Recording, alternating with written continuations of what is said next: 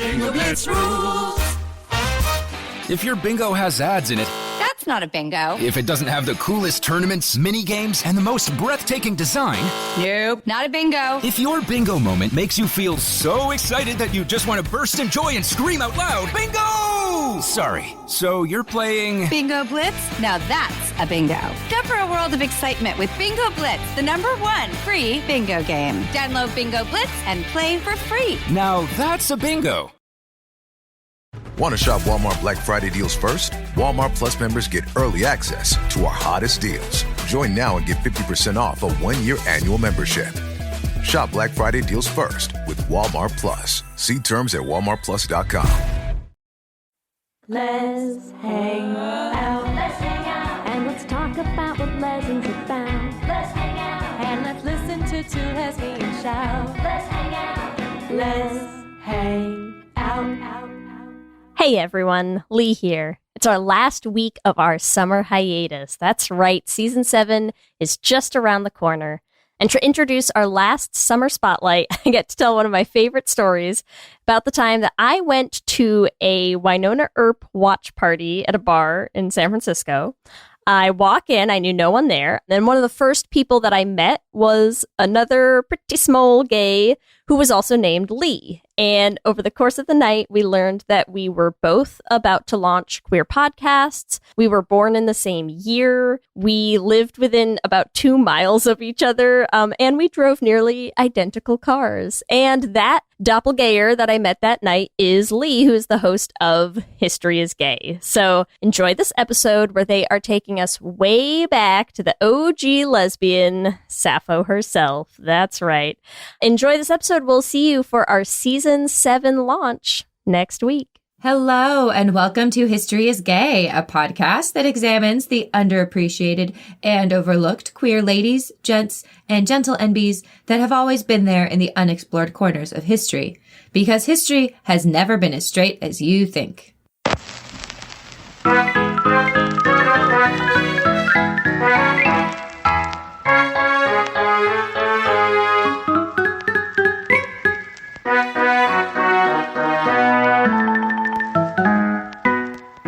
My name is Gretchen. And I'm Leigh. And in this episode, we are taking it way back and talking about the OG lesbian. I love that Sappho meme. herself. I know. It's great. Yes. We're finally talking about Sappho. How many years did it take? Like 3 years into this podcast and we're finally talking about Sappho. It's a good way to start 2020, right? New year. Yeah. Beginning of things, beginning of gay. Not New really decade. beginning of gay, but the OG lesbian with a capital L. From Lesbos. Which is a real place. Yes. Hence the name of our episode, because we couldn't pass up using the meme for something like this. Fucking superb, you funky little lesbian. Yes. Because she's a lesbian from Lesbos. It makes me happy. So I guess this is spoilers for how gay was she. Pretty gay. Wow. Sappho, pretty gay. I mean, regardless of how gay she was, she's still a lesbian, so. Right, she was. Yeah. We'll talk about that. Does this have to be one of those, like, thinking of, like, French wine memes where it's like, you're not actually a lesbian unless you're from Lesbos. Otherwise, you're just a homosexual. Yeah. Well, I mean, you say that facetiously, but there was actually legitimately a court case about that.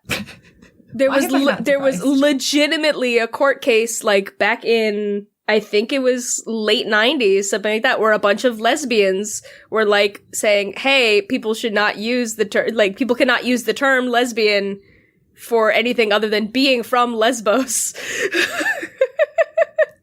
Okay. Yeah. Sure. It's, like, literally a court case, and the judge was like, gosh. nah, No. it's widespread enough. It's okay. It's Most pretty great. people probably don't even know that Lesbos was an actual, like, island that actually existed and not, like, some fantasy island. It's not like Themyscira, folks. Lesbos was real. Excuse me. Themyscira was absolutely real. I mean, here yes. we go. Here's a quote from the intro for Sophistries by Layla J. Rupp. How impossible it is to dissociate Sappho from her legacy is suggested by the fact that, it was in 2008. In 2008, a Greek court dismissed the request of 3 residents of Lesbos for a ban on the use of the word lesbian for anyone other than inhabitants of the Aegean Isle.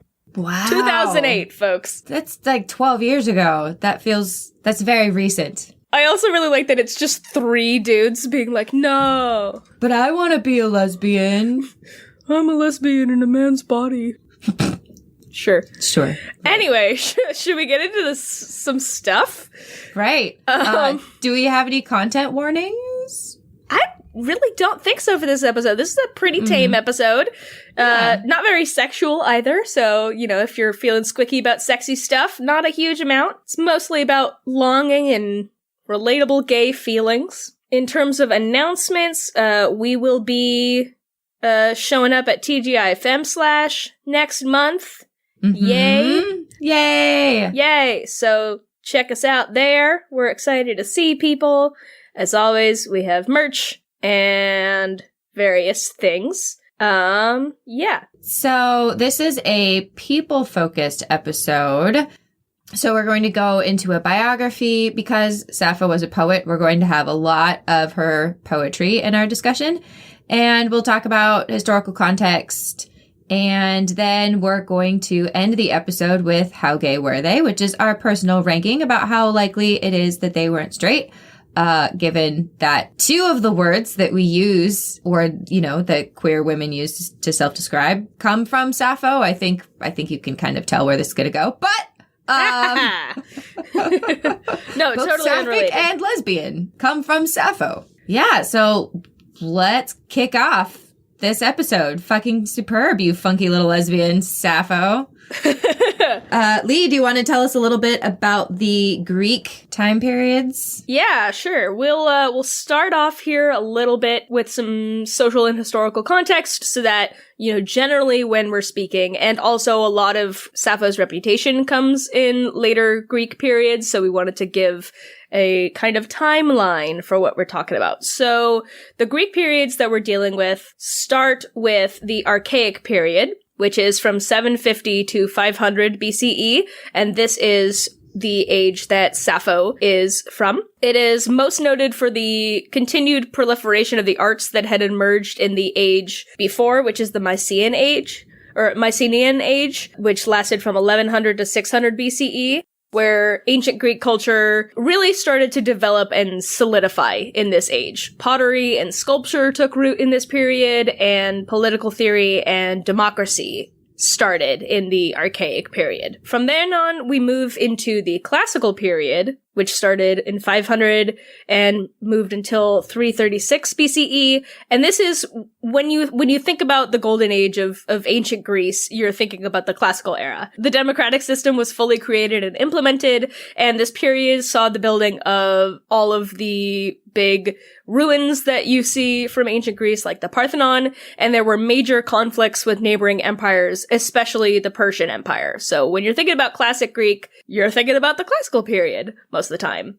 Unless you are thinking about the Hellenistic period, which is 336 to 146 BCE. It begins with the death of Alexander the Great and ends with the emergence of the Roman Empire. So this is kind of the death throes of the Greek Empire, ancient Greek Empire. It's a lot of division, and the cultural capitals of Hellenistic Greece weren't even like Greece proper. They were mainly in Alexandria and Antioch, which were the capitals of the Ptolemaic Kingdom and the Seleucid Empire, respectively. So that's kind of what we're talking about. So, where do we get our information about Sappho? We're going to talk a little bit about our sources, because you kind of have to understand the sources to understand why we read some of these sources the way that we do. You kind of have to know what they are and where they come from. So we do have fragments of Sappho's poetry, and we're going to dig deeper into that a little bit later on. but teensy little bits of biographical material we can glean from Sappho's poetry, though historians typically are wary about using poetry for biographical material, as you could well understand. When you're dealing with poetry, it may not always be historically accurate. Mm-hmm. But she mentions her own name in at least 3 of the fragments that we have and discusses some family members. Actually, there was new fragmentary compositions of Sappho that were preserved on papyrus that were discovered and published in 2004 and 2014 that revealed information about her having 3 brothers. And one of the fragments that they found is probably the most autobiographical poem that we have. So some of the information we have about our life is only recent. Yay! Or only new recently stuff. discovered. Yeah. I know, cool. Everybody's just like hovering over these tiny papyrological fragments, being like, yes! Like, that's the life of a classicist, folks. Oh, God, yeah. I studied Dead Sea Scrolls stuff, so you get tiny little fragments. And my favorite are the photos from like 1920 when they're first discovering some of these papyri, especially in the Dead Sea Scrolls. And they're just people standing there like smoking cigarettes, like room with all these tiny little fragments of paper and just people smoking cigarettes. And it makes me want to like tear my hair out. Yeah. It's horrifying. It's like, no, horrifying. Stop, I'm like, there's flames. No. They're already bug eaten. We don't want fire holes. You're going to burn the fragments. So, moving on from fragments, we have some vase paintings. So, we actually have Sappho showing up on a number of vases from the archaic and classical periods, which is, I think, pretty cool that she got to be the subject of a vase. Yeah. One of the earliest surviving images comes from a vase dated to 470 BCE, which shows her holding a lyre and a plectrum. And a plectrum was another instrument, it's the instrument that was used to pluck the strings of the lyre. So, and she's sitting there holding her lyre and plectrum and listening to Alcaeus doing her thing. The other main source, one of the other main sources that we have is something called the Suda, which will come up many, many times in this episode. It is different sources said 10th century, different sources said 11th century. We're gonna frame it around there, but it's a Byzantine encyclopedia of ancient culture, or testimonia, and it's the basis from which much of the biographical tradition of Sappho comes, but it's very mixed up with some other sources, like Athenian comedies.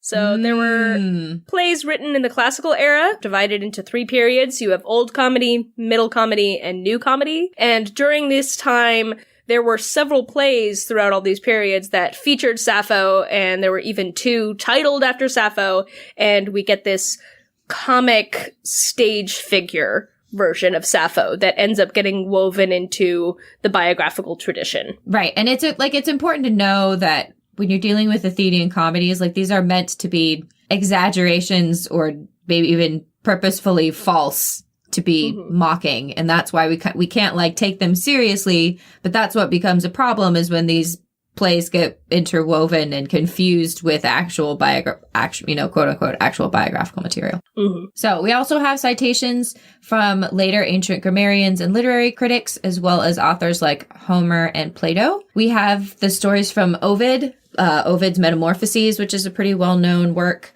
that kind of pokes fun at everybody. Everybody in ancient society, which is again another one of those things that you can't always quite take entirely seriously, but it is interesting that these stories from Ovid were initially thought to be Sappho's own writings rather than kind of meant to be a little bit poking fun at her and probably not entirely accurate. Then we also have the Oxyrhynchus papyri, which is a group of manuscripts discovered in the late 19th and early 20th century near Oxyrhynchus, which is in Egypt, and they are dated from the Ptolemaic period, which is the 3rd century BCE, which we mentioned earlier, and then the Roman periods of Egyptian history, which is 32 BCE to 640 CE, followed by the Muslim conquest of Egypt. So some of these papyri have been used as cartonnage, which is a paper it's like paper mache, basically, and Egyptians and Greeks used it for covering their sarcophagi and even bookbinding, but they're actual like pages of manuscripts. So it's like doing decoupage. Like if you take like newspaper clippings and, do decoupage stuff. I just love the idea that like we're finding like the most recent findings of Sappho are just like, oh, I found a Sappho poem on this coffin, this decoupaged coffin. Right? Can you imagine like doing like home arts and crafts and just being like, do, here's some Sappho. Right? Sappho. Like, there you go. There you go, Tumblr gays. Here's your new arts and crafts so you can sell on Etsy. Decoupaged Sappho. I mean, it's not a bad idea. I'd buy it. Right? People would buy it. Absolutely. Can you imagine having her little fragmentary poems and those little like earrings? They make like earrings with like book quotes or like necklaces. Yeah, but like, have like it on just the, like be the resin. Yeah. Yeah. Someone do that. Someone who's not me. We don't Go have for time. it, fans. Go for it. So with that being said, with where we're getting this information, who actually was Sappho?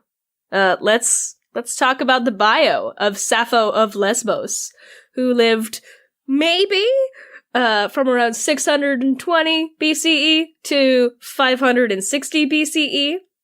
Before we start, a disclaimer. Like the scattered fragments of her poetry, there's very little that we actually know for sure about Sappho's life and who she was. Like we were saying before with the sources, most of the tradition of her life we know from writers in later centuries are either singing her praises as a poetic genius or portraying her as a comedic, promiscuous stock character.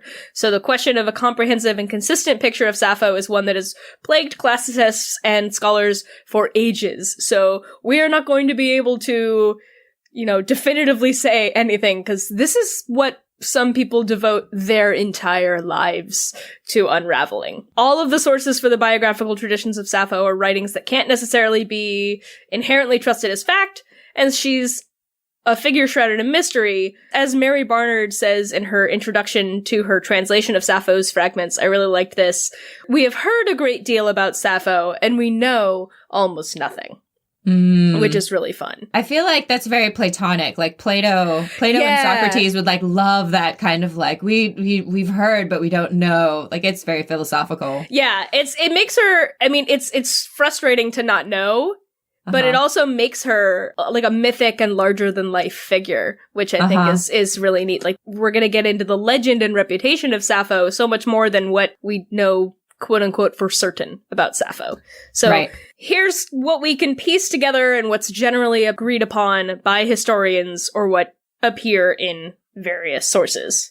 You wanna start us off, Gretchen? Yes. So Sappho was an archaic Greek lyric poet who's one of the only renowned women poets of antiquity. As Leigh just mentioned, we can date her life to somewhere around 620 to 630 BCE on the island of Lesbos, but it's not actually known where she died. Some sources say she was born and lived on the city of Mytilene, Herodotus and Aristotle chiefly among them, and there are others like the Testimonia who say she was from Eresus. She was most likely part of an aristocratic family that was well honored in Lesbos, and there is an ancient inscription called the Parian Marble, which mentions her family's exile to Sicily sometime between 604 to 595 BCE. The Oxyrhynchus papyrus from around 200 CE and the Suda both agree that Sappho had a mother named Cleis, and also a daughter by the same name, and two preserved fragments of Sappho's poetry actually refer to a Cleis, and in that she specifically refers to her as her daughter.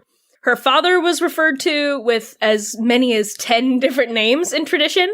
Most of the frequently cited ones note him as Scamandronymus or Scamander, which just makes me think of Newt Scamander. I know, I immediately was like, Harry Potter! Yeah, exactly.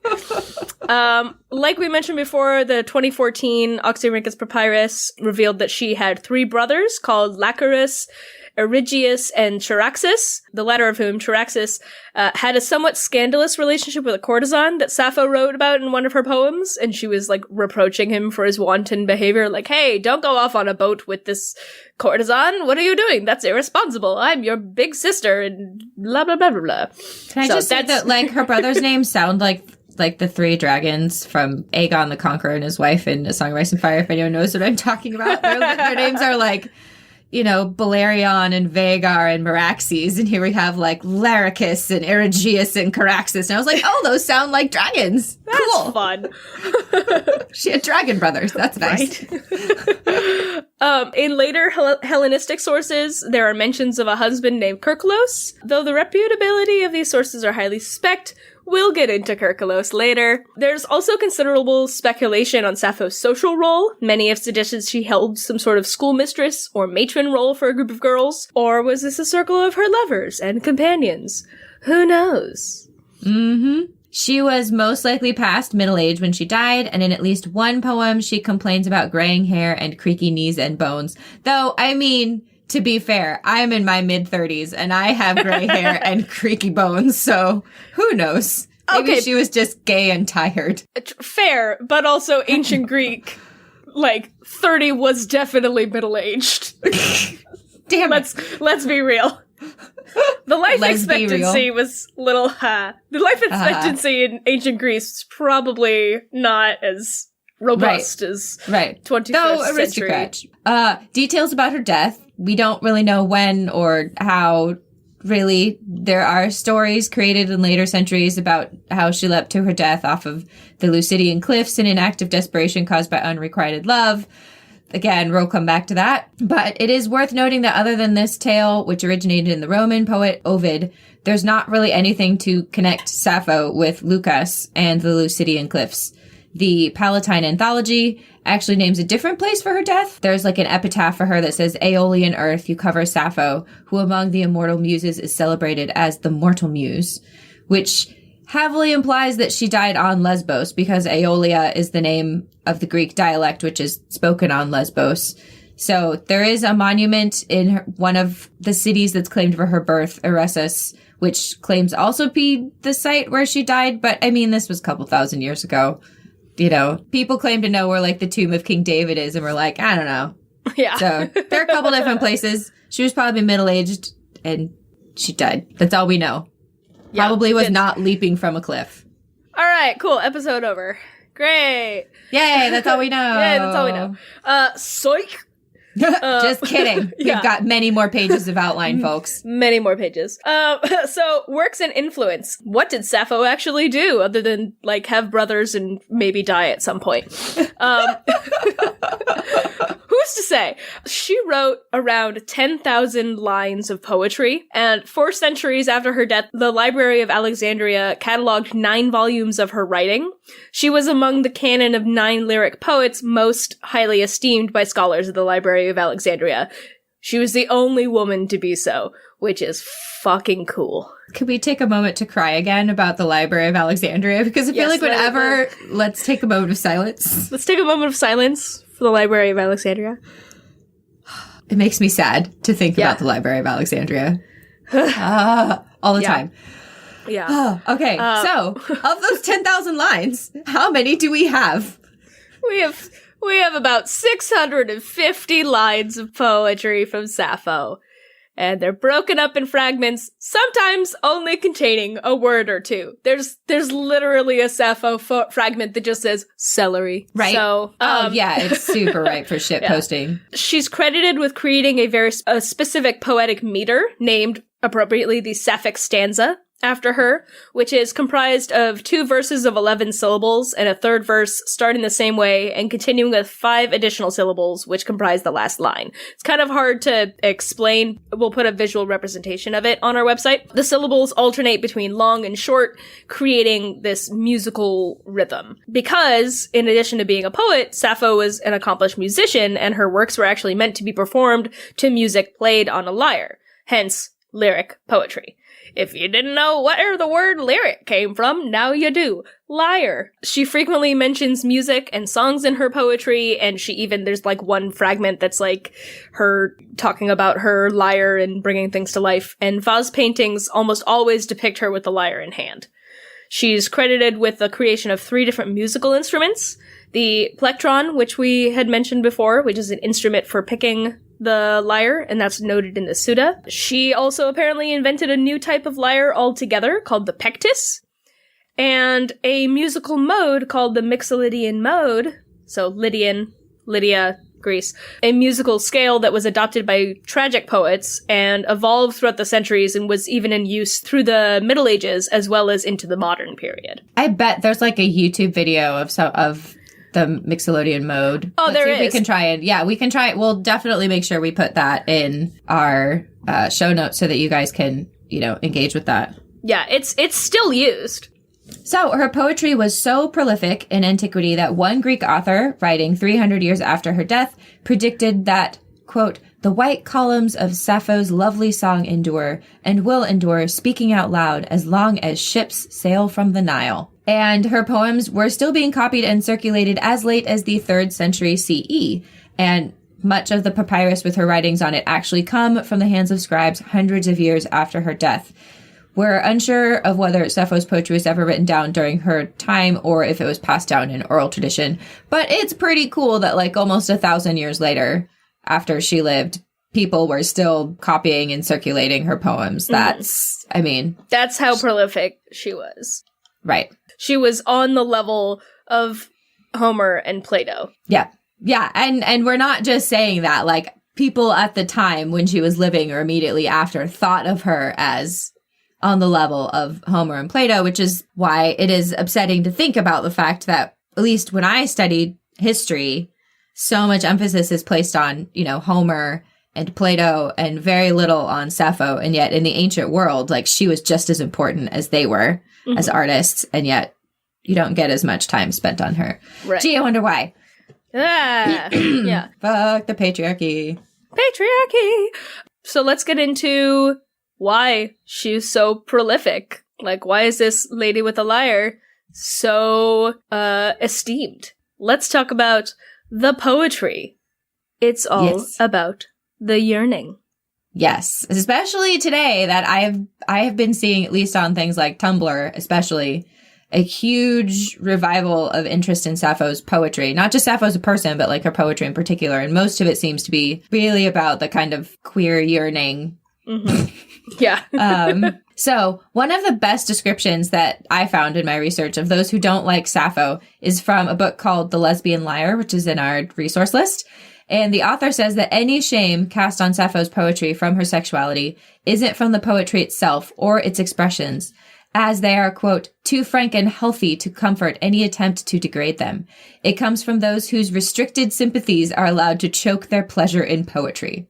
So if you don't like Sappho because she was a lesbian, you're just a narrow-minded bigot. Yeah. Basically, if you don't like her poetry because she's a lesbian, that's just because you're a bigot, not because her poetry is bad. She's actually an amazing poet.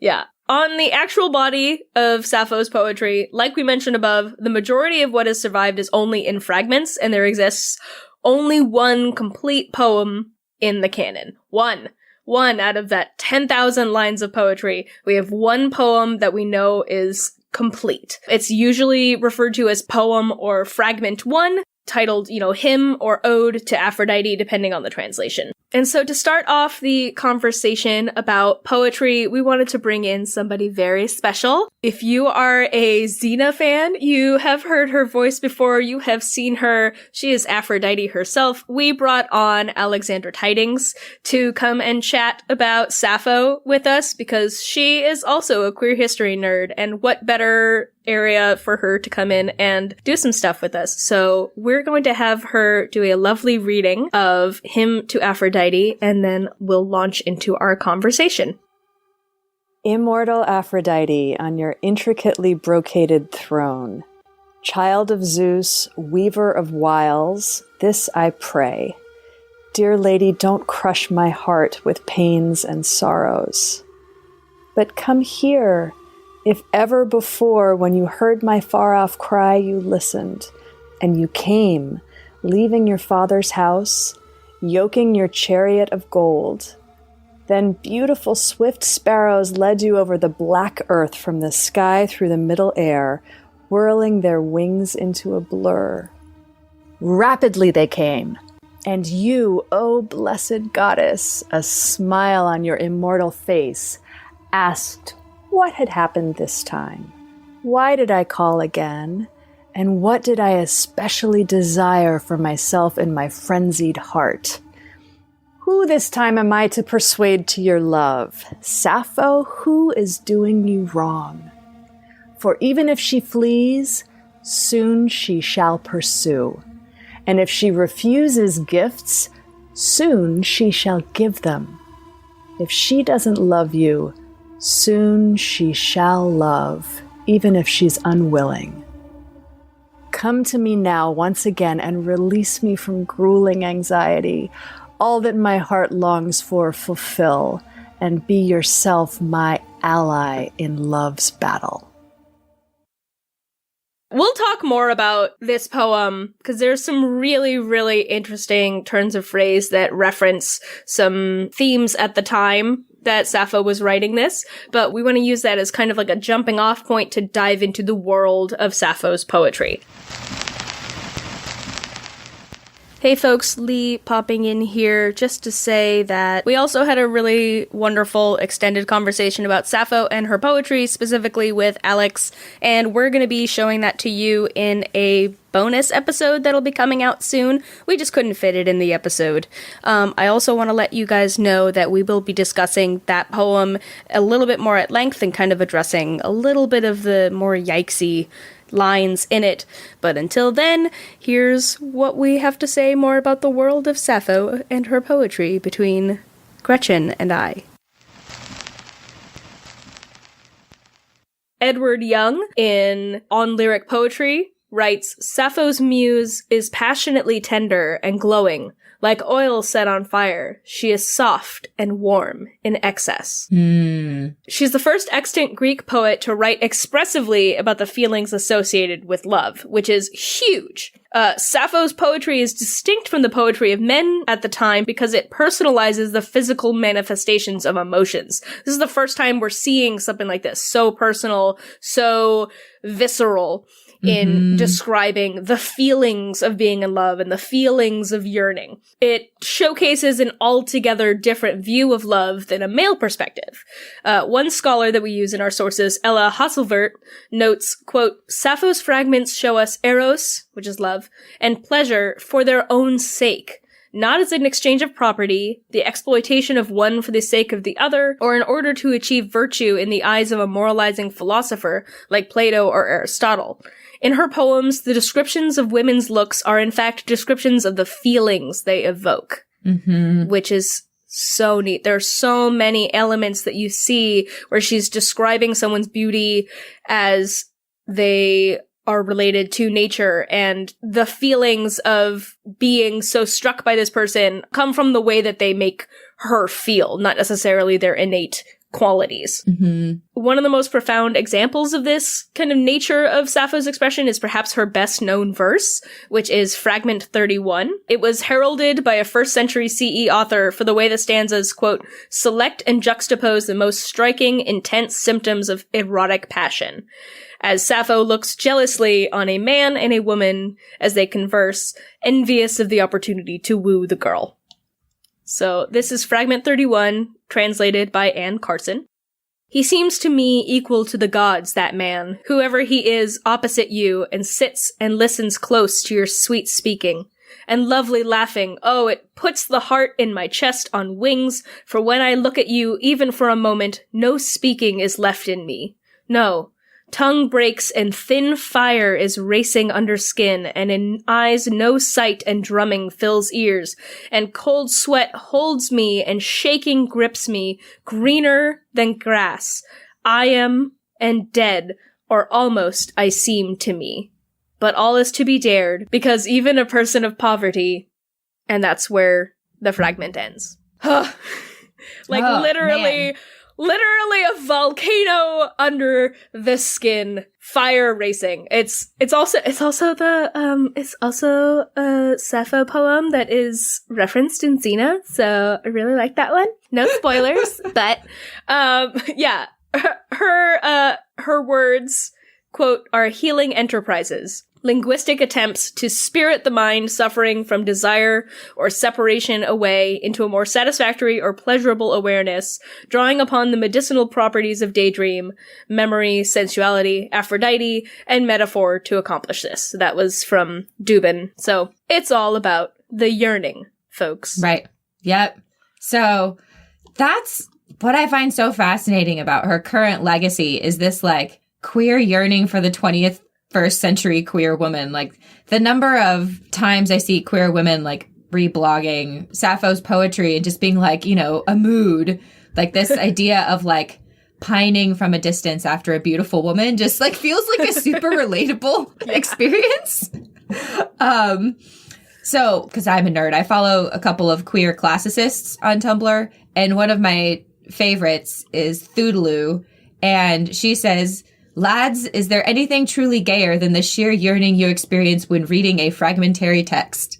And yes, yep, Yeah, the very process of reading Sappho, I mean, like, what we have in itself, like, the language encapsulates the yearning, but it's the very process of reading something that is so fragmentary. You're sitting there and you want to know more. I mean, we'll put pictures up of these papyri, and it's so heartbreaking and so frustrating because you're like, if that tiny piece of paper was still here, I would know what that says. Right. So one of the biggest, I don't know, I guess big mood among Sappho, there was one of the poems that jumped out at me is one called Kypris Song, which is translated by Diane Rayer, which is, "How can someone not be hurt and hurt again, Queen Aphrodite, by the person one loves, and wishes above all to ask back? What do you have in mind to idly rend me, shaking from desire, loosening my knees? Not. You, I wish, to suffer this. I know this for myself." And you're like, all of those pauses I put in are like fragments, and you're like, Tell me the thing. Or you have Fragment 34, also translated by Diane Rayer. "Stars around the fair moon hide away their radiant form whenever in fullness she lights the earth." So, yes, it's about the moon, but we all know the moon is gay, and the she is grammatically ambiguous, so it makes it sound like the stars themselves are hiding because the beloved shines so bright. Right. So, yeah, it's a poem about the moon, but it's also a poem about a pretty lady who shines brighter than the stars. Ah! Yeah. Yep. Uh-huh. Oh, Fragment 36. "I yearn and I desire." Like, that's the whole fragment. And you're like, yep. Yeah. Fragment 41, also translated by Diane Rayer. "For you, beautiful women, my mind never changes." Yep. Some of these are just like, yeah, I understand what you're going for, Sappho. I don't even need the rest of the poem. I just know. Yeah. So Fragment 47, also translated by Diane Rayer. "Love shook my senses, like wind crashing on mountain oaks." Or Fragment 48, also by Rayer. "You came, I yearned for you, and you cooled my senses that burned with desire." This is one of my favorites. Fragment 51, again from Rayer. "I don't know what to do. I'm of two minds." Mood. Mood. Yes. Yes. Put that on my wall. Lads, is there anything gayer than not being able to make a decision?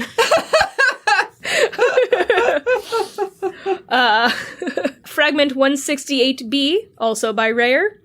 You'll note that most of the translations we have are by Diane Rayer or Anne Carson. They are two of the most esteemed translators of Sappho and two of the most recent. They're also the ones that really dive into the ambiguousness of gender in the poems, which we'll talk about.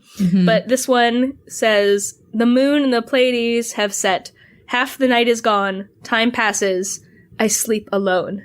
Oh, So drama. so sad. Some of these I put in here, I love. They're not about yearning, but it's mostly just Sappho being kind of mean, which I enjoy that, like, she wrote, like, mean lyric poetry as well as, like, yearning lyric poetry. Oh, yeah. She can be bitchy. It's great. Yeah. This is one of her exes, apparently, I think. It sounds like. Fragment 91. "I never met anyone more irritating, Irana, than you." And I liked this translation that I have from Anne Carson, which makes it sound even more dramatic. So we have, like, "I've never met anyone more irritating." Anne Carson translated as "never more damaging, oh Irana, have I encountered you." Damn. Never more damaging. I love it. So, Fragment 55, also translated by Rayer. "When you die, you'll lie dead. No memory of you, no desire will survive, since you've no share in the Parian roses. But once flown away, you'll wander among the obscure dead, invisible even in the house of Hades." Like, damn, Sappho, like, who wronged you? Is this like Irana? Like, are you still talking about that same person? Like, talking about this lady? When you're dead, no one's going to remember you. Yeah. Which is true, because we have this poem, but we have no idea who it's about. So. Yeah. She wasn't always happy that she liked the ladies so much. Like in this fragment 26, translated by Anne Carson. This one is like super fragmented, but what we have left of it is frequently, for those I treat well are the ones who most of all harm me. Crazy. You, I want to suffer. In myself, I am aware of this. God damn! It like reads, even without all the fragments, it reads like an actual poem. And that's one of the things that we find is really interesting about Sappho, is you can take the fragments that are left and read them as if that is the entire poem. Mm-hmm. And sometimes they make sense, sometimes they don't. But this is one of those ones that does kind of make sense even without it. You want to do fragment 130? Yeah. So fragment 130, also translated by Diane Rayer. Once again, love, that loosener of limbs, bittersweet and inescapable, crawling thing, seizes me. Crawling thing. It's so good. Yeah. What probably one of like the most heartbreaking breakup poems to ever exist is fragment 94, where Sappho reminds the woman who is leaving her, perhaps to marry, of the deep feelings and pleasant times they shared. The yearning, the language in this poem gets me. So this is fragment 94, translated by Anne Carson, with a few edits at the end by me, just because I like the ending from another translation better, and it's more clear. I simply want to be dead. Wow, starting off strong. Tell us how you really feel, Sappho. Right? I simply want to be dead. Weeping, she left me with many tears and said this. Oh, how badly things have turned out for us, Sappho. I swear against my will I leave you. And I answered her, rejoice, go and remember me, for you know how we cherished you. But if not, I want to remind you, and beautiful times we had, for many crowns of violets and roses at my side you put on, and many woven garlands made of flowers around your soft throat. And with sweet oil costly you anointed yourself, and on a soft bed, delicate, you would let loose your longing, and there was no dance, no holy place from which we were absent. This is generally thought by classicists to be one of the most overt and only explicit mentions of love between women. That line, and on a soft bed, delicate, you would let loose your longing. Mm-hmm. And there are like, there are scholars that, say, oh, well, Sappho was just writing about gals being pals, but they don't really know what to say about this poem. So, hey, if you don't like Sappho because she's a lesbian, you're a bigot. I want that on a button. Right? A sticker or something. It'd be funny if lesbian was capitalized, with a lesbian, with a lesbian L. Wow, with a capital L. Lesbian L. That's what we should call it from now on. Capital L's are lesbian L's. Lesbian L's. Yes, I like it. So there are a couple of other interesting aspects to Sappho's poetry. Like, kind of as we mentioned earlier, some of her fragmentary poems are even more beautiful or haunting as fragments than maybe they might have even been in their full poems. For When You Are Gay and Tired, fragment SA 18C, translated by Diane Rayer. I may flee girls and youth. I may flee girls / youth. You're like, I am old and gay and tired. For when you just want that boy out of your life. Fragment 214b, again translated by Diane Rayer. Away from him, as destined. Or fragment 38, translated by Anne Carson. You burn me. Wow. So much in 3 little words. Fragment 178, again translated by Rayer. Fonder of children than that shapeshifter Gello. I mean, I don't really know who Gello is, but they sound like someone you don't want to hear screaming in the mall at 2 a.m. It's like... Oh, God. Fragment 169, also translated by Rayer. May I lead? Sounds like the ancient version of Let Me Live. May I lead? Yeah. Or fragment 129a, translated by Carson. But me you have forgotten, or you love some man more than me. Wow, Sappho. Tell us how you really feel about straight girls. Sounds like Sappho had several experiences of falling in love with a straight girl. Yeah, that's a mood. And then you have Fragment 25, also translated by Carson, which I love. Like, it's literally just, quit, luxurious woman. Yeah. We also, there's, like, even more flower motifs in the poetry, like we saw in Fragment 94. Gay flower crowns, anyone? The association of violets with queer women and queer love comes back to Sappho, and we'll actually have a whole other episode coming up about queer symbols, so stay tuned and we go into that a little bit. But there's a whole bunch of flowers in this, y'all. Like Fragment 122, translated by Carson, gathering flowers so very delicate a girl. Or Fragment 125, again translated by Carson, I used to weave crowns. Or we have Fragment 19, this one translated by Mary Barnard. Tomorrow you had better use your soft hands, Dika, to tear off dill shoots, to cap your lovely curls. She who wears flowers attracts the happy graces. They turn back from a bare head. So, yeah. If you want happy, wear a flower crown. I mean, yeah, absolutely. I should have worn my flower crown for this episode. I have a flower crown. Let me get it. You keep talking. All right. I am going to talk about the famous weaving poem and bias in translations. So, according to Dan Rayer, this is how the poem is translated. Sweet mother, I cannot weave. Slender Aphrodite has overcome me with longing for a girl. So, all right. Y'all are going to get a little lesson in translation. So, the word girl in that last line, Slender Aphrodite has overcome me with longing for a girl, is elsewhere. You might see it elsewhere translated as boy or youth or young lover. So why is there a difference? I mean, boy and girl are not the same thing. So why would one translator use boy and another one use girl? Well, the Greek word there is paidos, which means youth or child or simply young person. Greek has 3 grammatical genders, which is male and female and neuter. And I use the word grammatical gender because they don't always translate to biological gender. Sometimes they do. Sometimes the grammatical gender of a word is equivalent to the biological gender of that, entity in real life, like a female horse or mare, something along those lines. But sometimes it's purely just a grammatical thing. So paidos is neuter. It's in the neuter gender, meaning it carries no gendered connotations for the person being described. It literally just means like a young, like teenager or younger. That's what the word means, with no indication for gender. So as a translator, you have to make a choice. Do you go the gender neutral route in English because English doesn't have grammatical gender in the way Greek does?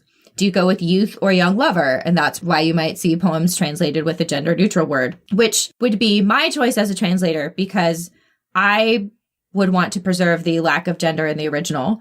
But you could also decide to pick a gender for the word. But as a translator, if you're picking a gender, it means you're making an assumption about the object of Sappho's affection, which is not a neutral choice to make as a translator because you're making assumption about their sexuality. You have to decide which gender she might be more likely to be in love with in the poem. So if you're working on the assumption that she's heterosexual or you just don't want her to be gay, you would pick boy or young man. But that goes against most of Sappho's poetry, which has the object of affection and desire being a woman. So if you're going to go a gendered route, the choice that more accurately reflects Sappho's poetry as a whole, even if you're going to say, well, maybe she's not actually gay, she was like assuming the role of a male character when she's writing her poems, whatever, which is bullshit. Totally bullshit. Totally bullshit. But even if you want to go that route, if you want to be more faithful to Sappho's poetry as a whole, and very likely her personal attraction, which we'll get into, girl or young woman is the better translation. But really, all of this was to say, translating Sappho isn't straightforward or even all that straight. But also translators make choices, and the choices that they make can come from bigoted or moralistic places, even if they're not aware of it.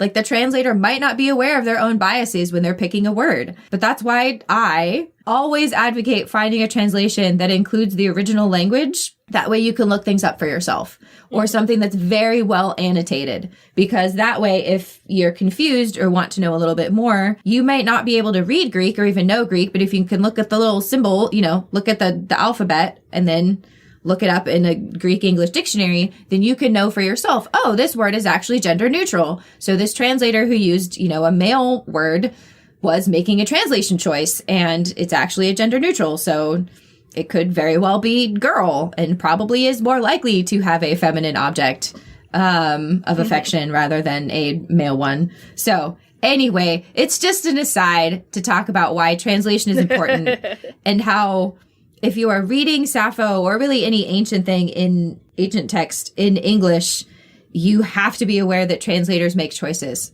So don't be discouraged if you see something, a Sappho poem saying blah, blah, blah, and I'm, consumed with love for this boy, and be like, wait, everybody told me Sappho was gay. I'm really sad now. It's a translation. Right. It's a translation choice. Right. Yes. Mm-hmm. And Leigh is now wearing a lovely flower crown that you guys can't see, but it's delightful. It's great. I got it at Pride. Yay! So continuing in this thread, the very fact that Sappho chooses to use the neuter pronouns so often is one of the ways in which her writing diverges so much from male poets at the time. Male Greek love poets were far less vague and abstract in their writing. They almost always used masculines rather than neuters, because of course, why would anyone want to talk about anything other than men?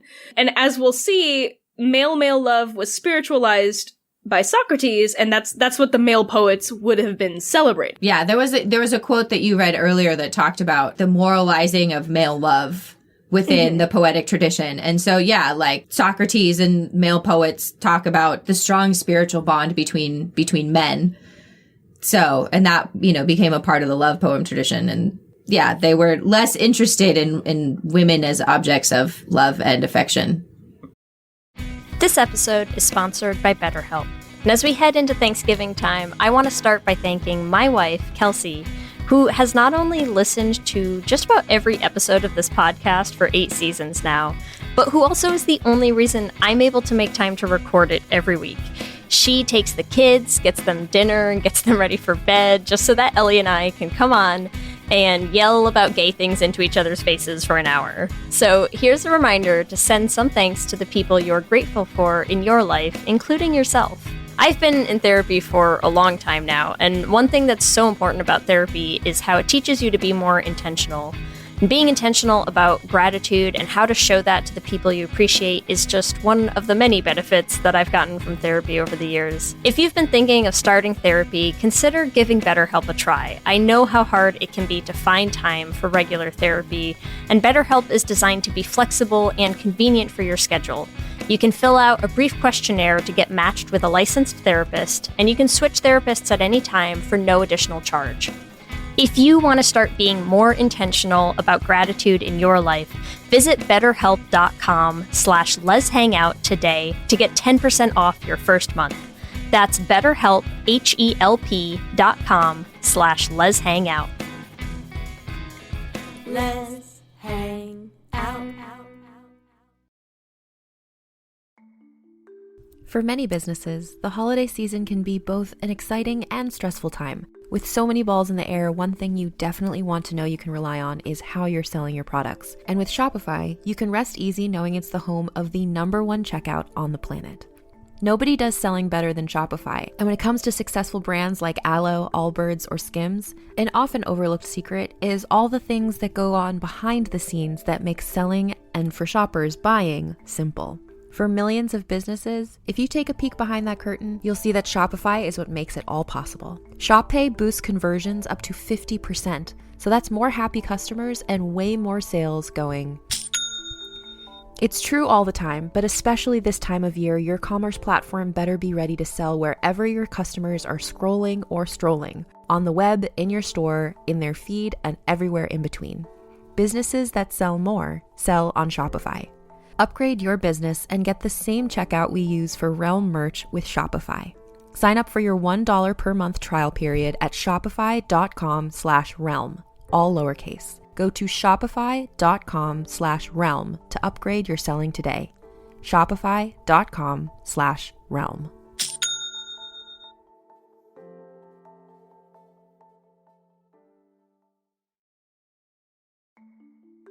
For many businesses, the holiday season can be both an exciting and stressful time. With so many balls in the air, one thing you definitely want to know you can rely on is how you're selling your products. And with Shopify, you can rest easy knowing it's the home of the #1 checkout on the planet.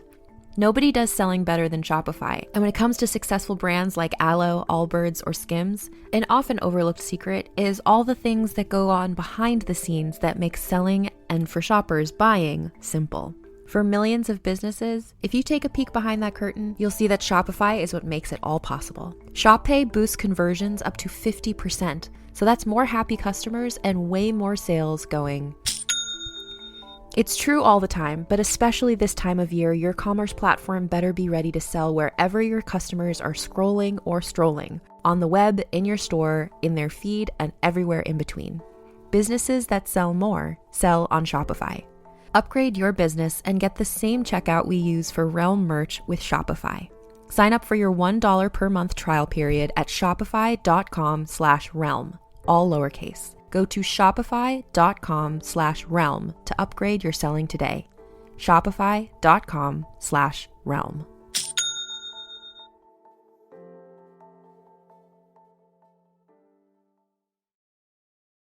Botox Cosmetic, out of botulinum toxin A, FDA approved for over 20 years. So, talk to your specialist to see if Botox Cosmetic is right for you. For full prescribing information, including boxed warning, visit BotoxCosmetic.com or call 877-351-0300. Remember to ask for Botox Cosmetic by name. To see for yourself and learn more, visit BotoxCosmetic.com. That's BotoxCosmetic.com. Right. Because patriarchy. Yeah. And so much patriarchy. We really need a patriarchy jingle at this point, too.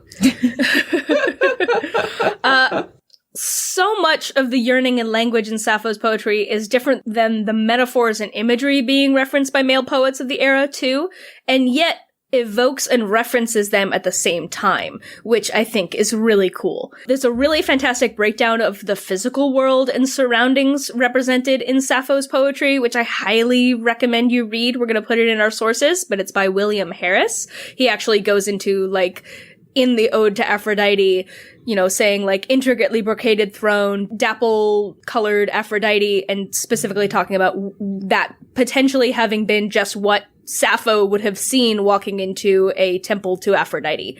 But he makes an interesting connection between Sappho and Homer in Hymn to Aphrodite. He discusses the last line, where Sappho pleads for Aphrodite to come to her aid as an ally in battle, saying, quote, "Be my battle ally, for a woman who never goes to war? The word makes you pause, sense something strange. Where is the battle, and when was Aphrodite, herself so soft and gentle, an ally in battle? How is Sappho's world connected with the epic of the Iliad scene? We must go back to a clue in an earlier portion of the poem. The doves flew down, quote, over the black earth, a phrase any modern or ancient reader would know as a phrase from Homer, the chronicler of battles and allies." And here's the really important part. So Sappho's world is the same black earth of epic struggles. It has its battles too, but they are different kind of battles. Battles of women, battles of giving birth, of infants dying, of love refused, battles of the heart, and for these, of course, Aphrodite is the only ally, the best mothering and loving ally. This is the battle of living, of life. I love that. I love this article. It's so cool. We see this again in the opening lines to Fragment 16, in what is perhaps one of my favorite lines of Sappho. It starts, "Some men say an army of horse, and some men say an army on foot, and some men say an army of ships is the most beautiful thing on the black earth. But I say it is what you love." And again, she's referencing that black earth. The black earth, exactly. That's one thing that I thought was so fascinating, is that she's constantly referencing her contemporaries and subverting them. Right. I mean, it's a very feminist, like, all you men are out here talking about how battles and army and blood and all of this stuff is beautiful, but what I find beautiful is the object of my affection, is what I love, is what I care about. That's what real beauty is. That's really cool. Yeah, it is literally like even beyond the specific like big mood yearnings. That is one of my favorite lines that I have ever seen translated. Right. It's so cool. It immediately, I mean, because I'm such a big nerd, I'm like, oh, Star Wars. It's like The Last Jedi with Rose Tico saying like, it's not about, fighting what you hate. It's about saving what you love. And I'm like, Rose Tico. Okay, Rose Tico's Space gay. Sappho. Yes, Space Sappho. Yes. So here's another beautiful example of Sappho subverting the male tradition is her use of the phrase rosy-fingered moon in Fragment 96, which is altering the repeated Homeric refrain of rosy-fingered dawn, which at the time had almost become cliche in the bardic tradition. But now she is conspicuous among Lydian women, as sometimes at sunset the rosy-fingered moon surpasses all the stars, and her light stretches over salt sea, equally and flower-deep fields. So Harris notes on Sappho's alteration the difference between the two human worlds. One is the world of men with swords and fleets of ships over the Homeric black earth. The other is the world of women and lovers and what the heart desires. So, yeah. That's my favorite part. It's so good. Yeah, and that reminds me of that poem I read earlier about, like, as the moon surpasses the stars. Mm-hmm. And what's interesting to me is moon, I would have to look at the original Greek, but moon, she could be referencing either,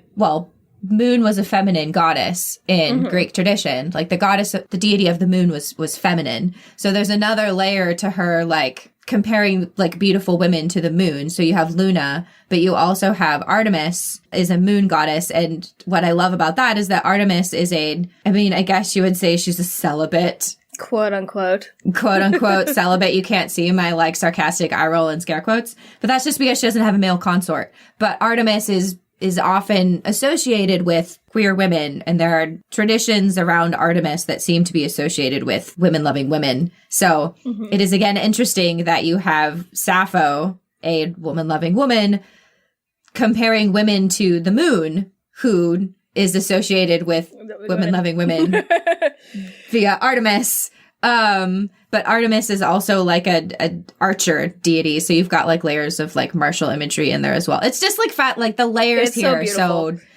Reasons Why the Moon is Gay by Gretchen Jones. I mean, the moon is gay. Mm-hmm. Yes. Always in So I forgot to mention beforehand when we were talking about like the beauty of Sappho's fragments being turned into their own type of poetry. I really want someone with coding experience to please, for my sake, create a Sappho shitpost generator. Please I will give them to you. Take the 1 or 2 word fragmentary poems of Sappho and create a generator where you can click a randomizer button and it'll put 3 or 4 together and you can create the best shitposts like celery, I like that woman, or something like that. It's great. Try it yourself. I've been doing that for the last couple days, just going through my book and like flipping to one page and then flipping to another page and coming up with fun shitposty Sappho stuff. So that's my little aside. Someone please on the internet do that for me. I feel like it would be a pretty great Twitter like Sappho shitpost bot. I literally had to, I Googled because I was like, somebody has to have made this, right? No one has. You would please think. Be the first to make it and send it straight to me. Someone please. Or work with me. Email us at historyisgaypodcast@gmail.com and work with me to make it. I just don't have the technical wherewithal, but I do have the Sappho wherewithal. Anyway, that's my aside. All right, and that brings us to our Word of the Week. Word of the week. Gay word of history.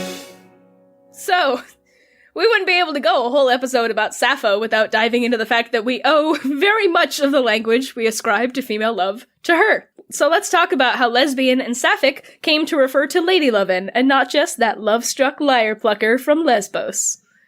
That's a tongue twister. That is a tongue twister. You want to start with sapphic or sapphism? Yes. So, sapphism is a term far older and more widespread than its counterpart lesbian. So, we'll start with sapphic.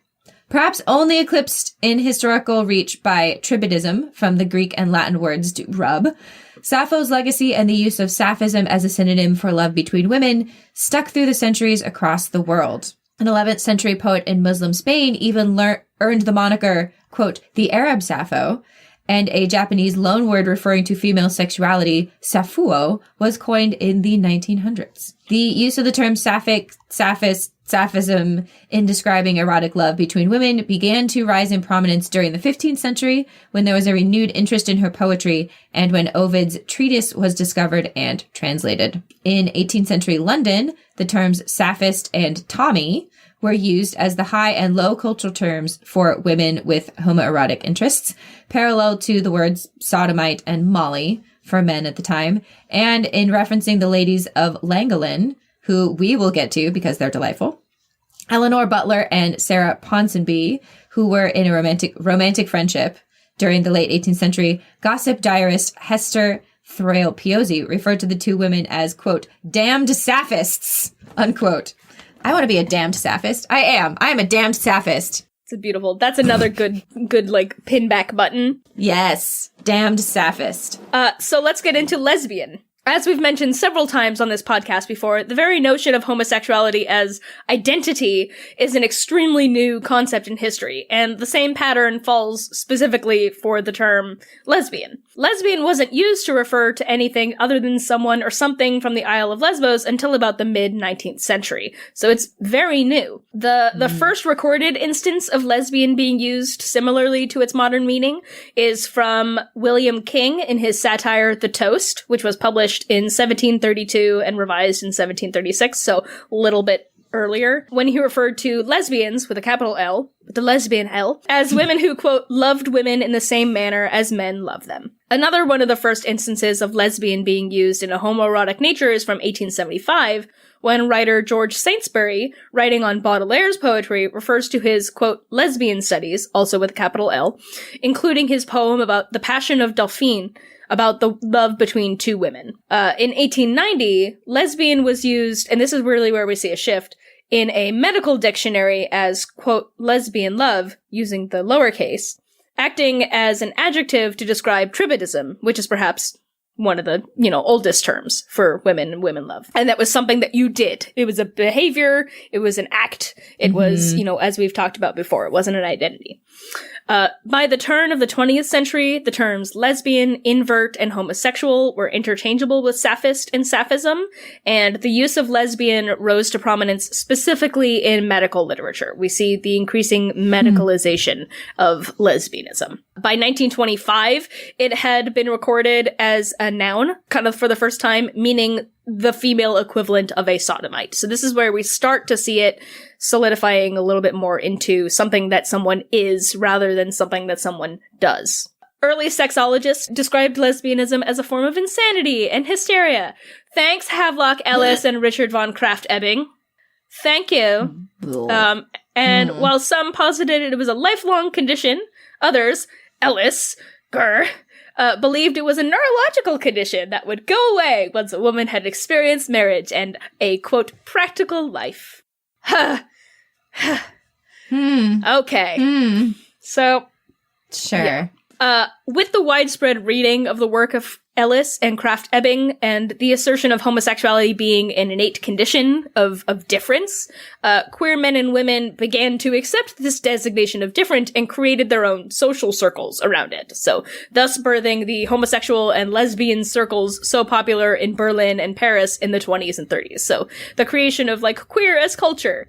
Yay! Yay! The term lesbian became more popular specifically as an identity marker and kind of outside the zone of medical language in the 1960s and 1970s, with feminist movements and the very deliberate adoption of lesbian as a political feminist identity. But that's a whole other episode. But we wanted to give a nice little, mini history on how did ladies who love ladies come to be called lesbians. There you go. Right. And yeah, up until the 60s and 70s, it's also important to note, which I know that we've noted elsewhere, that lesbian didn't mean exclusively. It wasn't about, it was the umbrella term for any and all women who engaged in loving, either sexual acts or loving relationships with other women, regardless of whether or not they were attracted to any other gender. It was just like, because it was about the behavior and the act, it was used to just describe women who engaged in that behavior or act, regardless of what other behavior they might engage in elsewhere. Yeah. It wasn't until the 60s and 70s that it became to mean exclusively women identified in persons being attracted to other women. Specifically, like, aligned with, like, lesbian separatist feminism and all of that. So, again, a whole other episode, but yeah, that's very new. Yay! So, that's our words. Yes. Back to our regularly scheduled content. We are going to move on to talk about Sappho's legacy and reputation, which is where we're going to get into some fun and interesting parodies of Sappho. As Leigh briefly kind of mentioned above, Sappho has a kind of a twofold reputation. On the one hand, she was highly regarded in antiquity and was considered the most brilliant female poet of her time. But on the other, later sources mock and reproach her, painting a picture of Sappho as a frivolous, promiscuous woman relegated to the lines of Athenian comedies, which doesn't surprise anybody that a woman who was highly regarded and valued eventually becomes, mocked and derided and made fun of because patriarchy. But on the positive side, Plato referred to her as the 10th muse. In the Palatine Anthology, which is an anthology of Greek poems dating back to the 7th century BCE, does as well, saying, Memory, who is the mother of the muses, herself was astonished when she heard the honey-sweet Sappho, wondering whether mankind possessed a 10th muse. She is also referred to as the equal of any god, and the ultimate in her craft. You have established the beginning and end of all lyric song, quote unquote. She is considered, quote, the sweetest of love pillows to the burning young. Plutarch, who lived from 46 to 120 CE, also counted her among the muses, writing, quote, Sappho utters words truly mingled with fire and gives vent through her song to the heat that consumes her heart, and that she can, quote, heal the pain of love with the muse's melody. Galen compared Sappho to Homer, writing, You have only to say the poet and the poetess, and everyone knows you mean Homer and Sappho. And that's the level that she was on. Right, yeah, with Homer, whom everyone reads. So there's a remark from Greek philosopher Strabo.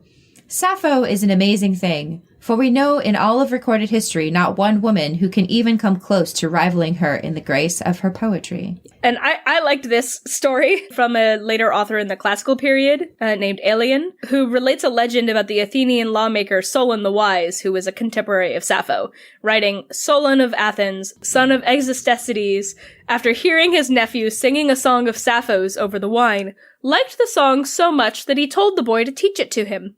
When someone asked him why he was so eager, he replied, so that I may learn it and then die. When the poetry is that good. Yep. I just got to learn this and then my life has peaked. So here's where we're getting into the kind of double nature of her legacy. In antiquity, she was held in high esteem. There's a separate story began to grow in later centuries, creating a tradition of her as a quote-unquote immoral and wanton bisexual woman.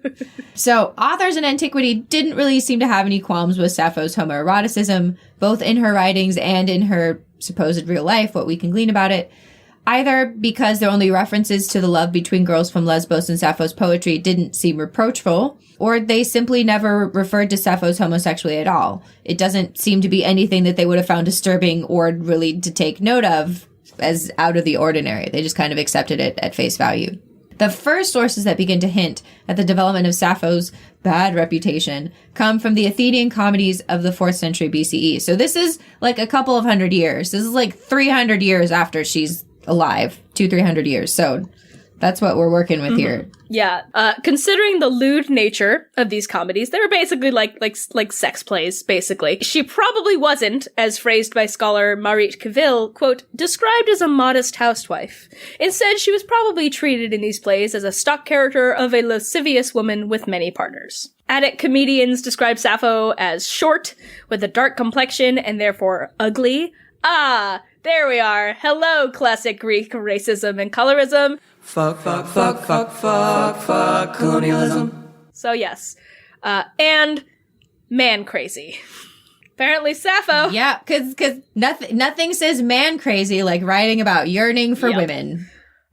Yeah, the stage figure, Sappho, was depicted as a woman who exemplified an insatiable heterosexual promiscuity, an oversexed predator of men, which is just so laughable. In fact, this was actually an ancient cliche about women from Lesbos at the time.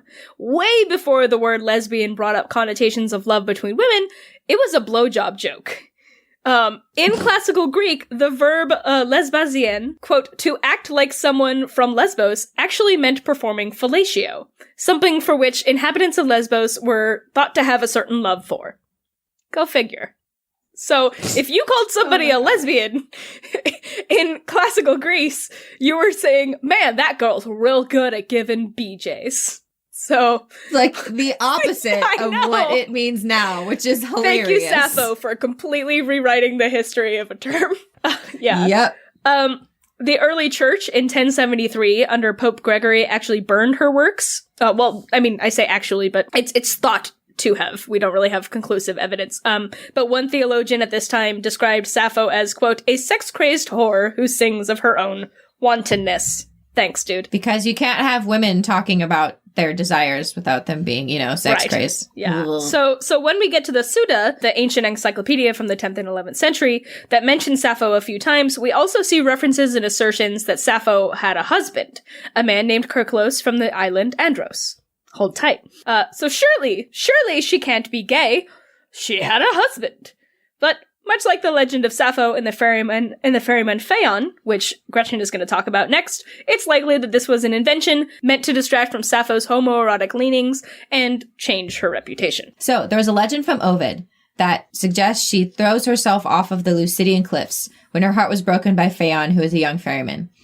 So the poem in question, the 15th Heroide, was originally thought to be a genuine letter from Sappho to Phaon, and is by far one of the most influential documents in the history of the reception and reputation of Sappho, which eclipses many of Sappho's own fragments by the time it was translated and attributed to Ovid in the 15th century. According to Ovid's Sappho-Phaon epistle, not Pyrrha's coterie, no Methymna's girls beguile me now, no any lesbian maiden, dazzling Sidros of no account, Anactoria and Attis, once embraced, are now disdained, and the 100 others, loved to my reproach, relinquished this their claim to callous you, Phaon, alone. Yet, at the same time, Ovid contradicts himself when he asks in another part of his works, what did Sappho of Lesbos teach but how to love maidens? Yet Sappho herself was safe. Which implies that she taught other women about loving women, but wasn't herself a lover of women, even as he's talking about all of these female lovers that she's rejecting for Phaon. Like, what is the truth, Ovid? Like, insert Oprah meme. So what is the truth? Yeah. And it's just so funny. It's like, I mean, I say funny and frustrating because it's literally just the myth of, yes, the man that can cure the woman of all of her lesbian love. Like, Ovid is literally mentioning her female companions, Anactoria, Attis, all of these women that she loved. She's like, I'm not into these maidens anymore because I love you, Phaon. Yes. So what's interesting about this story, about throwing herself off of a cliff out of love for a ferryman, is that it may actually be connected to Aphrodite, who we know Sappho was devoted to and invoked in many of her poems. One of Aphrodite's other forms in the Roman tradition is that of Venus, whose it's a planet, everyone knows the planet Venus, whose orbit makes it look as if it's sometimes chasing after the sun in the evening, because Venus sets after the sun sets when it's called the evening star, or Hesperos in Greek. And at other times, Venus looks like it's being chased by the sun in the morning because it rises before the dawn, which is the morning star, or Heosphoros in Greek. So Ovid himself explained this activity with the myth of Aphrodite and Phaeton. So if you're unfamiliar with this myth, Phaeton is the son of Helios, who is the sun god. Aphrodite falls in love with Phaeton, and Phaeton decides to try to drive his father's chariot. And when he does, he ends up losing control and plunging into the sea. Aphrodite, as the evening star, Venus, chases after him and then retrieves him from the water and raises him back up from the sea in the morning star. You can kind of see the astronomical reality behind this myth of like Aphrodite chasing the sun into the sea and then raising the sun back up. So Sappho throwing herself into the sea out of love for a ferryman, which is not so different from a chariot driver. It's just that his chariot is a boat. Could also be Ovid's way of trying to give Sappho a death that mimics Aphrodite's love for Phaeton. I mean, it's like even the name, like Phaeton to Phaon. So it's a small leap. This, leap from the clip. So it could be that Ovid, who calls Sappho a goddess among women, was trying to imitate the goddess in her death in this story, and is thus immortalized in Ovid's works as like a true devotee of Aphrodite. Like she's such a good disciple of Aphrodite that even her death like mimics this, myth of Aphrodite chasing down the sun into the sea out of love for the sea and then resurrecting the sun. So it could be one of those things. It could also very well be the like trying to erase her sexuality. But it was just interesting to me that like if Ovid made this story up, which it seems like he probably did, you can kind of see the pieces where he got it from. Like he's pulling from Aphrodite mythology to like create this story about Sappho in order to kind of like immortalize Sappho as like this perfect devotee of Aphrodite. She even mimics Aphrodite in her death. Right. Yeah. And I mean, like around I think Victorian times, this was the version of Sappho that was mostly disseminated. Like if you asked people in, the 19th century early on about what they knew about Sappho, they would probably talk about Phaon and the cliffs. It was that that prolific. Further complicating this, as a result of the ever-evolving reputation of Sappho, from this man-crazy female lecher of Attic comedies to this, scornfully addressed, immoral woman lover of Roman times, the contradictions of these literary reputations with the queer yearning in Sappho's poetry itself, it's safe to say that many ancient scholars were flummoxed, to say the least, at how to make sense of this mass of information and create a coherent picture of Sappho's life. Things didn't quite line up and make sense. So, in doing so, authors tended to use one of three strategies, as classicist Glenn Most asserts. They either did duplication, narrativization, or condensation. And I want to talk about duplication, which is what most of the ancient scholars did to try to make sense of the stories. Ancient sources like the Nymphodorus in the 3rd century BCE declared that there must have been, of course, 2 Sapphos, and assigning different features to each in order to create a plausible story. One of the poetess and the other of a sex worker. As Glenn Most notes, quote, "The division of labor such a distinction tries to establish is manifest. On the one hand, the lyric Sappho retains the connections to family and female friends evidently mentioned in her surviving poems. On the other hand, the comic Sappho certainly could not have had so many male lovers if she had not been a professional prostitute. Anyone who thought the two were the same person would merely be a hapless victim of their inconvenient homonymy. Fortunately, an enlightened historical scholarship had discovered the difference and rescued the great poetess from unfair blame." So the idea that, how did all these things come up? Like, oh no, these are going to tarnish Sappho's beautiful reputation. Wait, there must have been 2.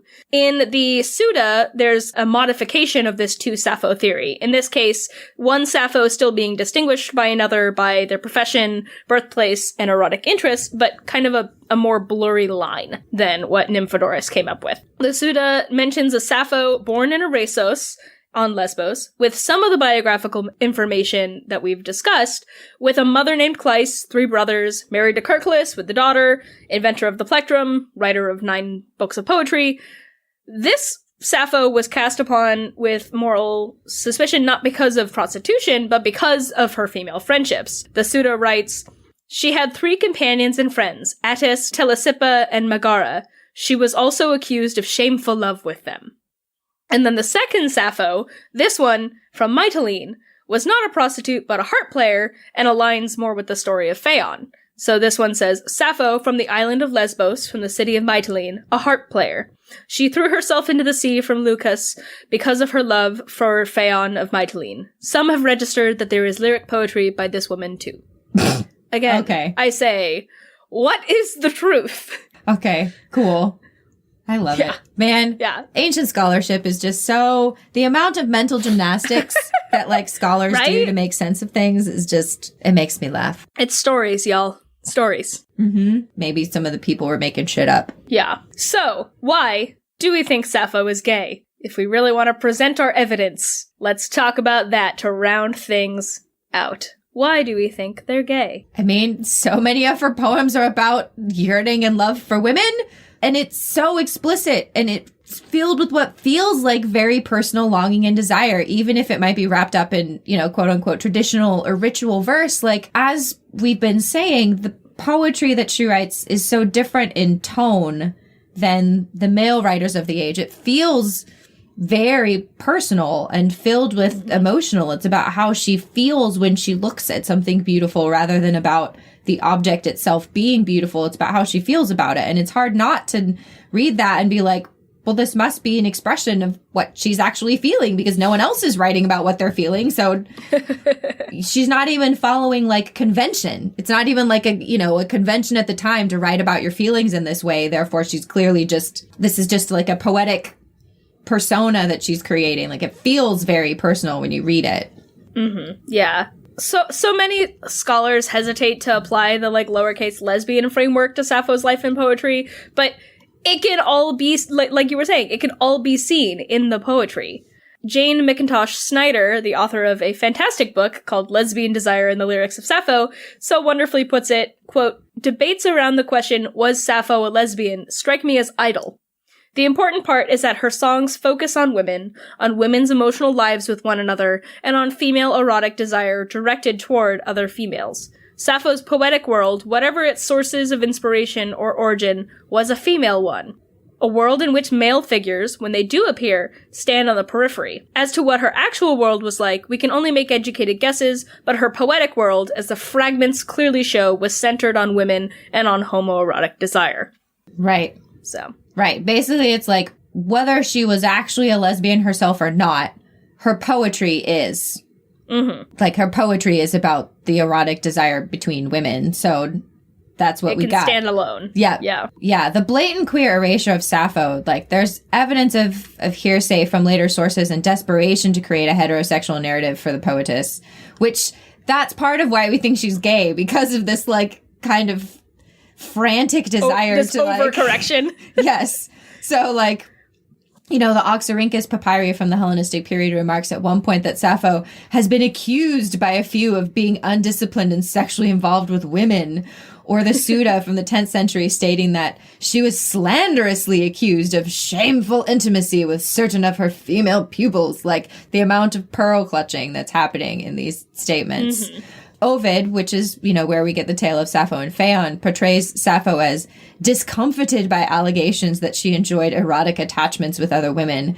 At line 201, she complains that her love for women of her native Lesbos has made her infamous.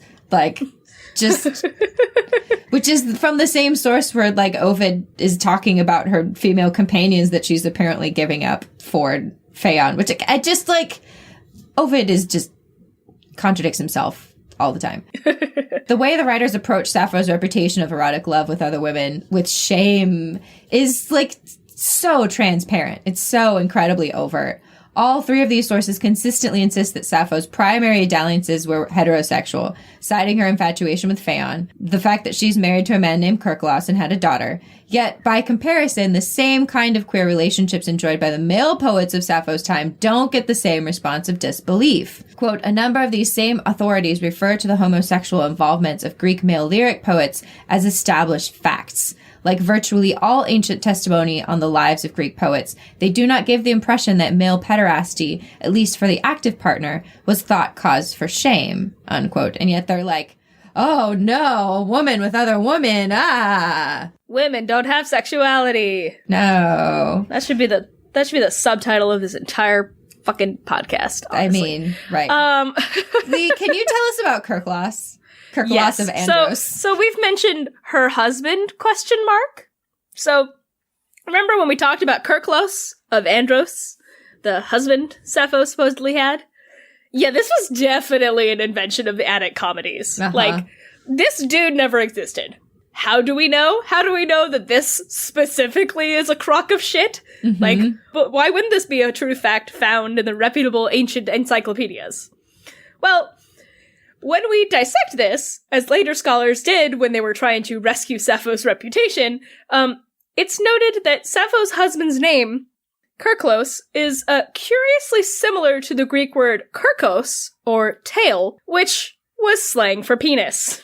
And andros, meaning man.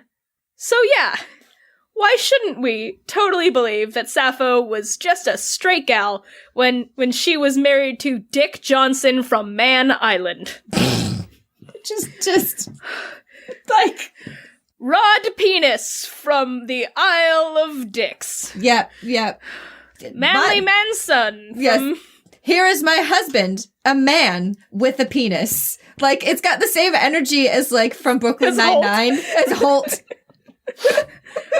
Right? Like, it's like, yes, hi, I am Sappho. I am straight. Here is my husband. Man. Husband. Man. With dick. It's like it's the Sure Jan meme. Yeah. Yeah. Sure. George Glass. I didn't know that there was a George Glass at our school. I didn't know that there was a Dick Johnson on Man Island. So as you could tell, like, when you dive into it a little bit more, just the tiniest bit, it's very clearly a joke. Yep.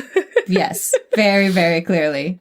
So we're let's talk a little bit about Sappho's school, quote unquote, her school. There are some scholars who take the angle that Sappho was more of like a headmistress for the young women around her. So she's leading this transition period from their youth into marriage, that she's serving a public function of instilling sensual awareness and sexual self-regard, and of easing women coming of age in a sexually segregated society. So that she's like teaching young women how to be sexually aware and in touch with their sensuality. And since they couldn't do so with their male lovers, they did so with other women, which is also gay, but like, sure. It's not gay if it's just for class. Right? That's kind of what it sounds like they're saying. Like, oh, this is just practicing kissing with other girls. Yeah. Well, I mean, we've seen that refrain before, that women being together with women is practice for them being with men. Right. Which is so, I think, just weird to me, because it's like, but they're different. It's very different being with, as someone who is multigender attracted, like, being in a relationship with a woman is different than being in a relationship with a man. So, like, if I had, like, quote unquote, practiced on women, like, I would have gotten into a relationship with a man and been like, what? It's different. This is different. All right. Everything I learned is different. So we see in Sappho's own hymn to Aphrodite with the lines, if she runs away, soon she will pursue, which is a contrast with the strictly designed active, passive, older, younger, pursuer-pursued dynamic of Greek male sexuality, which we will get into, you know, when we do an episode on Greek male sexuality. But we've seen this kind of dynamic in other societies from around the world, where male homosexuality was pretty rigidly prescribed in terms of roles, and you didn't really switch. The idea of switching back and forth between roles is a more modern expression of male homosexuality historically. As Ella Hasselford notes, in Sappho's lesbianism, by contrast, it would appear that the pursuer could become the pursued at any moment. Both of the women involved are liberated from the scripts that predetermined those roles. Queerness is not necessarily the freedom from an eroticized power imbalance, but the freedom from its gendered predetermination. This freedom is miraculous for a society like archaic Greece, and it is miraculous still today. Yeah, I mean, it's in fact like this concept of women as equals in a sexual or romantic relationship was so scandalous and miraculous that it may actually have been the very cause of the Sappho as a schoolmistress theory. Like, later scholars couldn't abide by such a relationship, so of course Sappho must have been involved in some sort of arrangement or organization that upheld these established power differentials, right? Like, Sappho can't be experiencing these things with women unless she has a significant power imbalance over them, because that's what we understand as it relates to the way that men are having relationships with one another. Right. And it can't be that she is creating an understanding of love and relationships that exist outside of the significantly power imbalanced male-female relationships within Greek society. She must be part of the system trying to enculturate women into a heavily power imbalanced relationship. Like, she can't be against the status quo. She must be reinforcing the status quo somehow, because they can't abide the idea of like Sappho as creating this kind of revolutionary understanding of relationships, one that's between women and that exists outside of, as you were saying, a power imbalance, which there was a power imbalance between men and women in Greek society. So the idea, like, it's just men being threatened by the idea of women being in a relationship that does not involve them and one that is more equal. It like makes me think of like Gaston's like, it's not right for a woman to read. Like soon she gets ideas and thinking, like it's not right for a woman to be a lesbian because soon she gets the ideas that she can be equal in a relationship and not be subservient to her partner. Like it like smacks of that energy. Like egalitarian love. Gasp. Oh no. The scandal. So while it does seem like there were institutions like this for men in this society, it is conceivable that there might be something for women, but this also assumes that the erotic element to Sappho's poetry is purely stylistic. That like her, you know, erotic affection and kind of the romantic nature is just like, oh, that's just like set dressing. It's not meant to be taken literally by herself or her students. It's meant to just be like this poetic device. Dubin says, it taxes belief that the erotic admiration via poetry could be effective where the author dissociates herself from it. If the praise of young men by male poets was undeniably based on sexual attraction and the desire to possess a young man was socially acceptable, the same may be assumed for women, and I would say must be assumed for women. Mm-hmm. Like, if you're going to assume that, like, male poets talking about their attraction for men represents their own experience, like, you can't just say, like, oh, well, but if it's a woman, then it's just poetic device. Just a metaphor. Yeah. Yeah. He sums it up nicely when he says, to lead is to lead by example, not precept. So, Sappho practiced what she preached. Mm-hmm. There's also arguments about personal identity versus the choral nature of Greek poetry. A lot of people, when denying that Sappho could have been feeling these things personally, claim that she can't be expressing these feelings because some of her poems are ritualized. So she must be expressing a collective feeling, and that she's taking on this artistic persona to conform to the poetry standards of the day. These scholars claim that the Greeks had no concept of artistic ego, and that the poets weren't speaking from their own experience the way that poets do now, but like we've seen in choral poetry, speaking from some kind of collective consciousness. But they're not contradictory. Maybe she was drawn to these forms of expression because she liked ladies and wanted to talk about how much she liked them.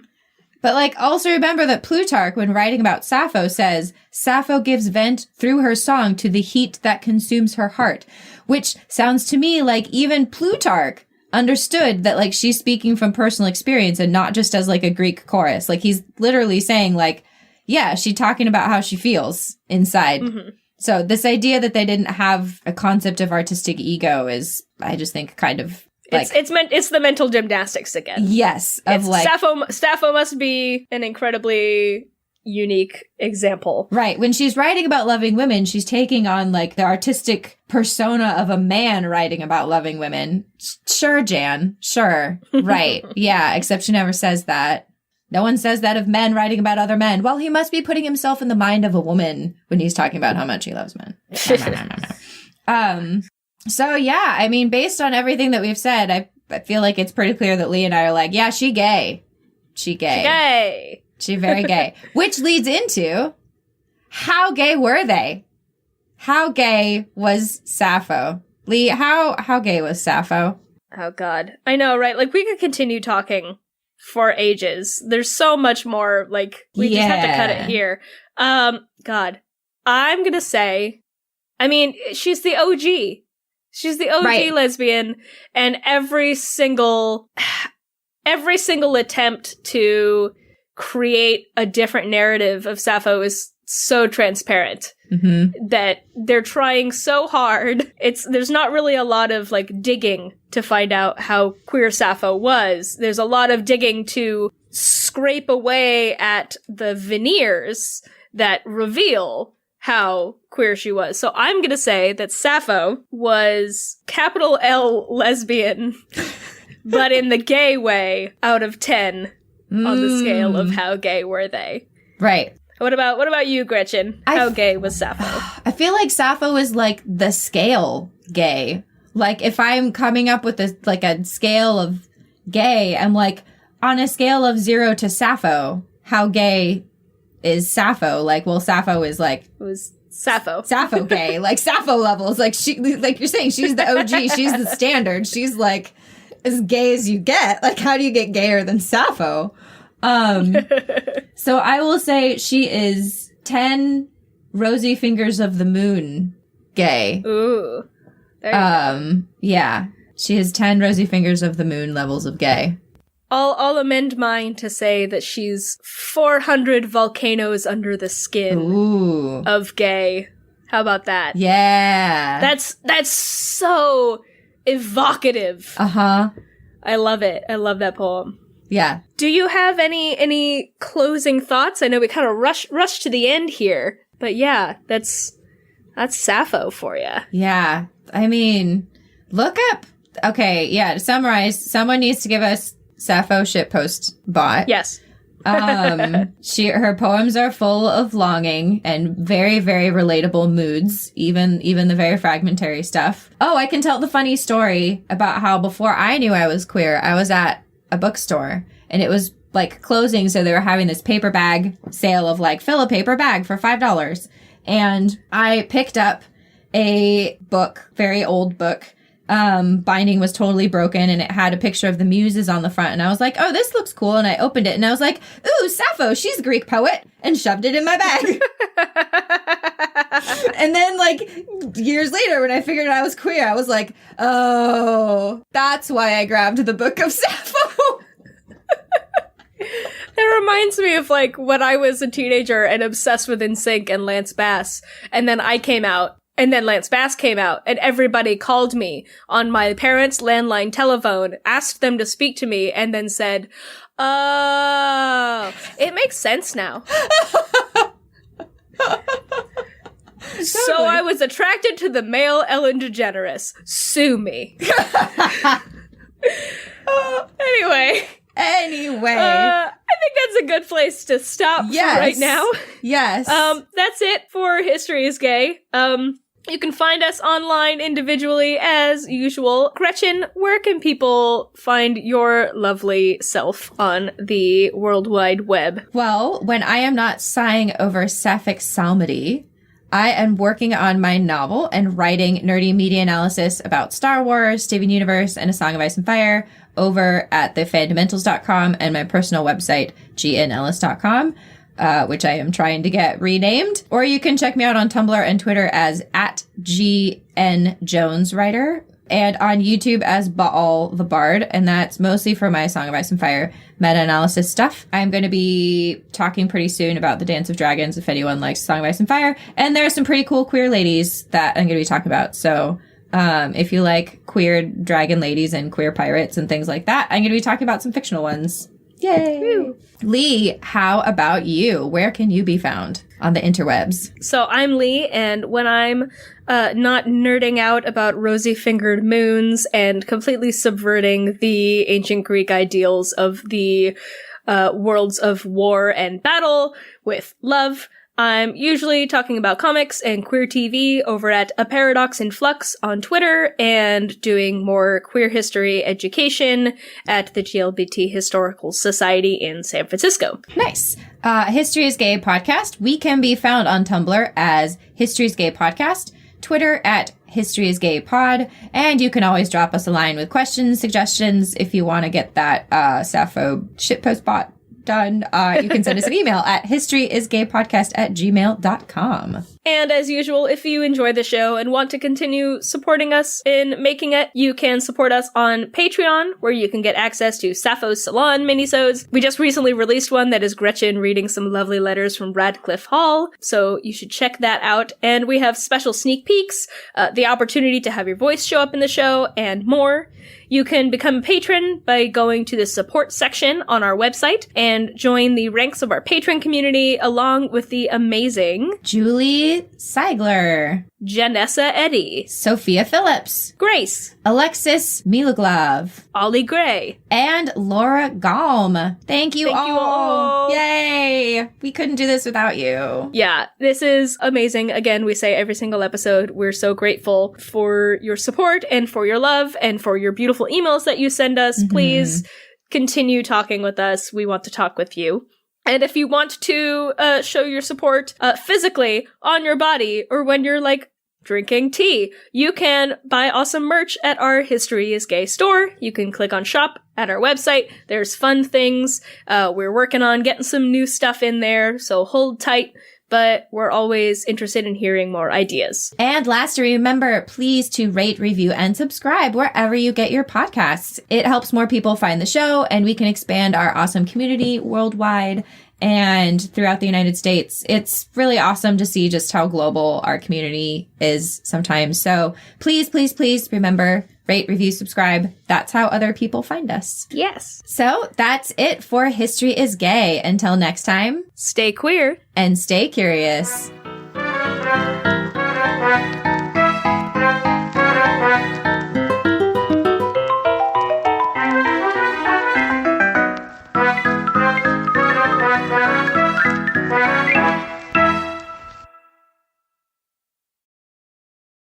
Ladies and gentlemen. What are you doing? What do you mean? Just keep it simple.